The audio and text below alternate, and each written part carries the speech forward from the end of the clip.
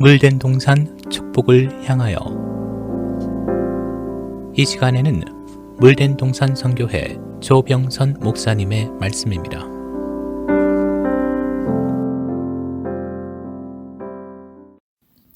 할렐루야, 평안하셨습니까?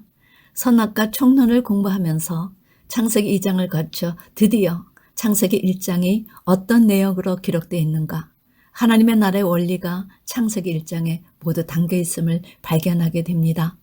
오늘은 시간상 첫째 날부터 셋째 날까지 함께 비유를 베풀어 하나님 나라의 원리를 깨닫기를 원합니다. 자, 첫째 날 1절, 대체 하나님이 천지를 창조하시니라.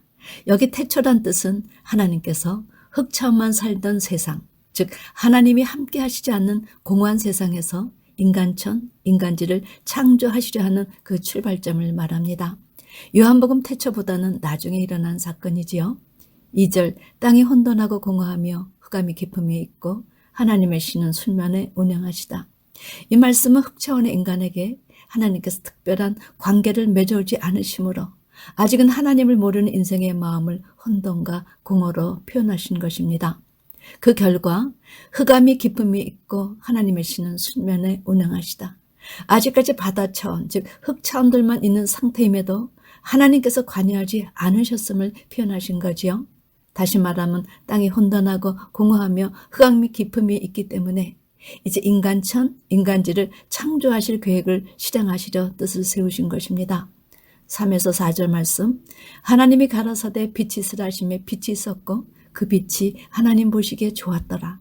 이 말씀은 흙 차원의 사람들만 살았던 세상에서 빛이신 하나님을 만나 인간천, 인간지, 즉 산영 차원과 살리는 차원의 빛의 자녀들을 만들어 이 세상의 혼돈, 공허, 흑암의 세상이 아닌 빛의 나라, 빛의 자녀를 만드실 계획을 하시니 그 빛이 하나님 보시기에 좋았다는 겁니다.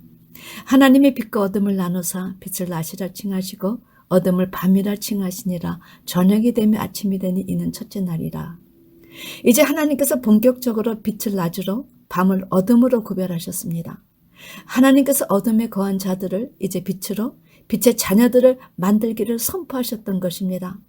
바울이 이 사실을 깨닫고 예수 믿기 전에 우리의 상태를 에베소서 5장 8절에 너희가 전에는 어둠이었는데 이제는 주 안에서 빛이라, 빛의 자녀들처럼 행하라 같은 말씀을 선포하였지요. 자, 저녁이 되면 아침이 되니 첫째 날이라. 하나님은 저녁과 아침을 두 다른 세계로 나누시고 하나님이 없는 세계는 저녁이요 하나님이 함께하는 세계를 아침이라 하셨습니다. 여기 첫째 날은 24시간 개념의 첫째 날이 아닙니다. 저녁이란 어둠이 빛을 받을 때 아침이 되는 신령한 오늘을 말했습니다. 그런데 이 신령한 오늘을 누가 맞았는지요? 신령한 오늘을 맞은 케이스를 성경에서 찾아볼까요? 누가복음 19장에 여리고를 지나가시는 예수님을 세리 삭개오가 간절히 만나 뵙고 싶어 그것으로 달려가 뽕나무에 올라갔지요. 예수님이 그의 이름을 친히 부르셨을 뿐만 아니라 친히 삭개오 집에 유하겠다 말씀하셨습니다. 그가 주를 자기 집으로 영접하며 주여 제 소유의 절반을 가난한 자들에게 주겠으며 네 것을 토색한 일이 있으면 4배나 갚겠습니다. 이렇게 말할 때 예수님께서 무엇이라 말씀하셨는지요? 오늘 구원이 이 집에 이르렀으니 인자의 온 것은 잃어버린 자를 구원하려 함이니라. 여러분, 여기 오늘은 투데이 개념의 오늘이 아닙니다. 하나님의 나라가 임하는 신령한 오늘을 의미하지요.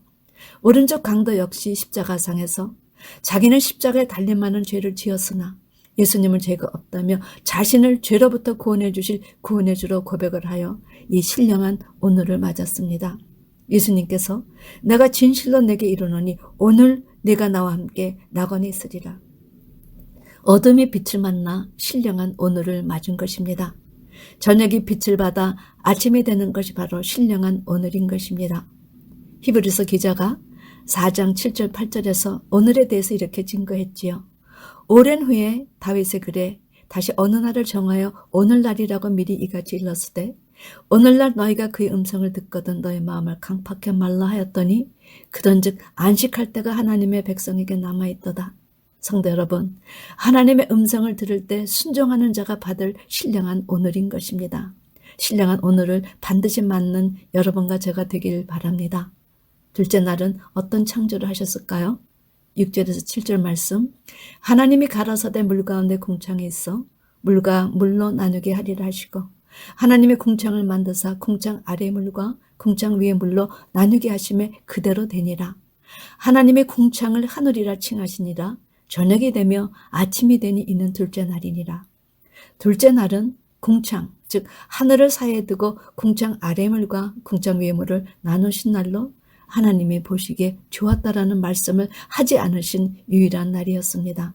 그 이유는 하나님께서 이미 빛과 어둠을 나누사 빛의 수장으로 예수님을, 어둠의 수장으로 사단 마귀가 정해졌기 때문이지요. 그러므로 성경에는 궁창, 즉 하늘이 모두 네 하늘이 있습니다. 첫째 하늘은 새가 날아다니며 구름이 떠있는 하늘이요.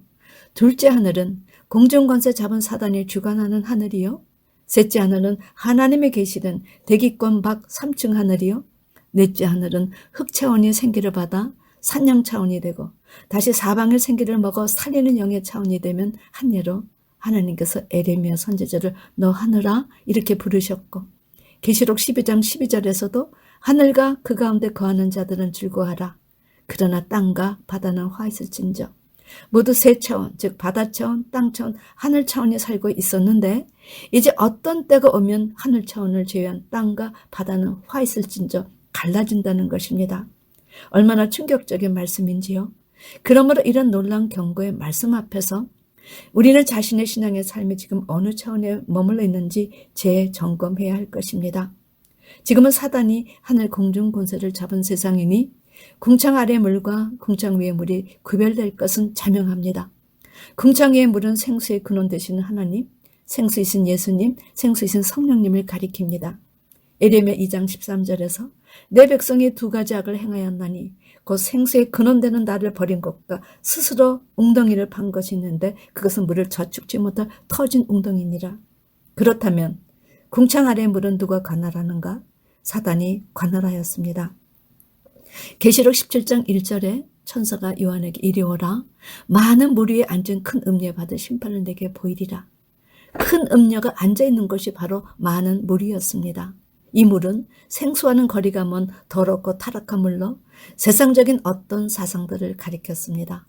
욥기 36장 27절 28절 말씀이 아주 중요합니다. 그가 물을 가늘게 이끌어 올리신 즉 그것이 안개되어 비를 이루고 그것이 공중에서 내려 사람 위에 쏟아지느니라. 성도 여러분, 이 말씀은 아랫물이 더러운 물이 말씀의 빛을 받으면 수증기가 되어 위로 올라갑니다.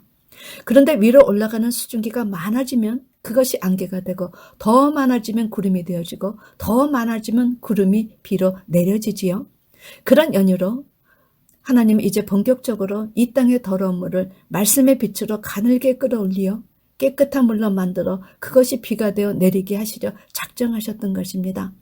성경에서 비는 말씀으로 우리가 말씀의 빛을 받으면 바다 차원에서 땅 차원으로, 땅 차원에서 다시 하늘 차원으로 변화받을 수 있다는 사실을 제시하십니다. 그러므로 세 가지 비, 즉 구약은 이른 비, 신약은 복된 장마비, 성경의 결론인 계시록은 늦은 비, 이렇게 이른 비와 복된 장마비, 늦은 비 세 가지 비를 다 맞으면 성경 한 권을 먹은 것과 다름이 없습니다. 그러므로 두루마리를 먹는 장면이 두 번이나 제시된 것은 우리가 성경을 구약, 신약, 마지막 성경의 결론인 계시록까지를 제대로 먹어야 살리는 영이 되기 때문입니다. 그러므로 아랫물이 빛을 받아 하늘로 올리우면 안개가 되고 더 많은 물이 빛을 받아 위로 오르면 구름 즉 하늘 차원이 되어 말씀의 비를 내릴 수 있다 하신 것입니다. 재림의 주님은 구름을 타고 오신다 했는데 바로 하늘 차원이 된 14만 4천과 함께 오신다는 이야기였습니다. 야고보는 5장 7절에서 하나님을 농부에 비유하여 형제들아 주의 강림하시기까지 길이 참으라. 보라 농부가 땅에서 나는 귀한 열매를 바라고 길이 참아 이른 비와 늦은 비를 기다린다 하셨습니다. 이 세 가지 비를 맞아야 귀한 열매를 맺기 때문이지요.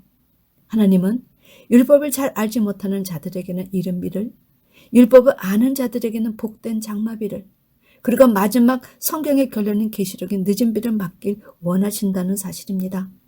그리고 세 가지 비를 다 맞은 자들에게 어떤 명령을 내리셨는가? 내가 많은 백성과 나라와 방언과 임금에게 다시 예언하여 하리라. 하나님 나라의 복음을 전하는 사명자로 세워주셨던 것입니다. 마음을 다하여 장래 일어날 일의 실상을 모든 이들에게 선포하라는 사명을 주신 것입니다. 그런 의미에서 제가 지금 여러분께 내리는 말씀의 비는 이른 비, 복된 장마비, 그리고 늦은 비가 합해서입니다. 성경 전체에서 짝을 찾아야 해석된 내용을 밝힐 수 있기 때문이지요. 자, 셋째 날 9절에서 10절 말씀. 하나님이 가라사대 천하의 물이 한 것으로 모이고 묻이 드러나라 하심에 그대로 되었더라. 성도 여러분, 하나님께서 명령하시니 천하의 물이 한 곳으로 모이고 묻이 드러난 말씀대로 그대로 되었습니다. 상상을 한번 해보시기 바랍니다. 그 당시 물의 이동과 더불어 묻이 드러나는 그 광경이 얼마나 신묘막측하였겠습니까? 천하의 물이 한 것으로 모이니 저절로 육지가 그대로 드러났겠지요. 이런 능력을 갖고 계신 분이 바로 우리 하나님 아버지이십니다. 셋째 날은 하나님께서 물과 묻을 나누시고 묻을 땅이라 모인 물을 바다라 칭하셨습니다. 성도 여러분, 그런데 묻, 즉 땅과 바다가 제각기 적절하게 위치를 잡게 되므로 지구는 마침내 육지와 바다에서 각종 생물이 서식할 수 있게 되었다는 것입니다. 11절 11절 말씀이 이를 증거하지요. 하나님이 가라사대 땅은 풀과 씨 맺는 채소와 각기 종류대로 씨 가진 열매 맺는 과목을 내라 하심에 그대로 되어 땅이 풀과 각기 종류대로 씨 맺는 채소와 각기 종류대로 씨 가진 열매 맺는 나무를 내니 하나님이 보시기에 좋았더라. 저녁이 되면 아침이 되는 이는 셋째 날이라. 성도 여러분, 땅이 풀과 씨 맺는 채소와 각기 씨 가진 열매 맺는 과목을 내라 하시니 그 말씀이 성취되었습니다. 그렇다면 이 세 가지 내용이 무엇인가? 풀의 의미는 무엇인가? 이사 선지자가 이렇게 풀에 대해 탄식하였지요. 이사 40장 7절. 모든 육체는 풀이요 그 모든 아름다움은 들의 꽃 같으니 풀은 마르고 꽃은 시듬은 여호와의 기운이 그 위에 붐이라. 이 백성은 실로 풀이로다. 하나님께서 택하신 이스라엘이 열매 없는 풀이 되어 하나님께서 탄식하셨던 것입니다. 그러므로 남유다는 좀 낫겠지 했더니 웬걸 어떤 일이 벌어졌는지요? 이사야 5장 7절 말씀. 대저 만군의 여호와의 포도원은 이스라엘 족속이요 그의 기뻐하시는 나무는 유다 사람이라. 그들에게 공평을 받으셨더니 도리어 포악이요 그들에게 의로움을 받으셨더니 도리어 부르짖음이었도다. 남유다는 기뻐하시는 나무로 생각하셨는데 남유다도 하나님께 불순종해서 결국은 바벨론의 침략을 당했습니다. 성도 여러분, 이 세 가지 종류는 지금 이 시대의 교회에도 존재하지요. 성경이 제시하는 씨 1, 2, 3는 씨는 하나님의 말씀의 씨요 좋은 씨는 천국의 아들들이요 인자는 좋은 씨를 뿌리는 자들이라. 그러므로 하나님의 나라는 모두 세 가지 양식이 있습니다. 씨가 말씀이기 때문에 씨 맺는 채소는 율법을, 각기 종류대로 씨 가진 열매 맺는 과목은 복음, 즉 화평의 복음과 계시록의 영원한 복음을 의미합니다. 그러므로 하나님의 백성은 이 세 가지 양식을 반드시 먹어야 비로소 하나님의 나라, 친백성이 될 수 있다는 것입니다. 성경의 율법을 이른 비, 화평의 복음을 복된 장마비, 계시록은 늦은 비라 칭하셨습니다. 그러므로 세 가지 양식을 먹고 똑같은 의미지만 세 가지 비를 맞는 것이 하나님의 백성의 의무인 것입니다. 그리고 이것을 가르쳐주는 것이 하나님 나라의 목자의 의무인 것입니다. 그런데 실상은 구약에 대해서 율법에 대해서 예언에 대해서 거의 무지합니다. 그러므로 어떤 사람은 교회를 다녀도 풀가가 있고 어떤 이들은 씨 맺는 채소가가 있고 어떤 이들은 씨 가진 열매 맺는 나무가가 있습니다. 풀가는 신앙 없는 육체에 거한 자들의 풀이라. 채소가는 율법적인 사람들을 의미하고 씨 가진 열매 맺는 나무들은 복음을 전하는 사람들을 일컫습니다. 성도 여러분, 이 세 가지 삶들은 신앙의 여정입니다. 예수님은 못된 열매 맺는 좋은 나무가 없고 또 좋은 열매 맺는 못된 나무가 없다. 나무는 각각 그 열매로 안다 하셨습니다. 지금 여러분은 이런 영의 양식인 율법과 화평의 복음과 영원한 복음을 제대로 잡수면서 신앙생활을 하시고 계시는지요? 저녁이 되면 아침을 맞는 신령한 오늘을 맞는 삶을 사시는지요? 창세기 1장은 하나님 나라의 교회의 그 원리를 제시하는 말씀입니다. 창세기 1장 말씀을 통해 여러분의 신앙의 자리가 어디에 머물러 있는가? 그 삶을 재점검하시길 주님의 이름으로 축원합니다. 아멘.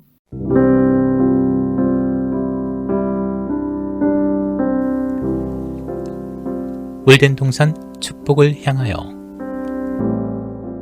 지금까지 물된 동산 선교회 조병선 목사님의 말씀이었습니다. 물된 동산 선교회는 540 앨런데일 드라이브 212호 윌링에 위치해 있으며 상담 문의는 전화 847-341-0330 341-0330번으로 연락 주시기 바랍니다.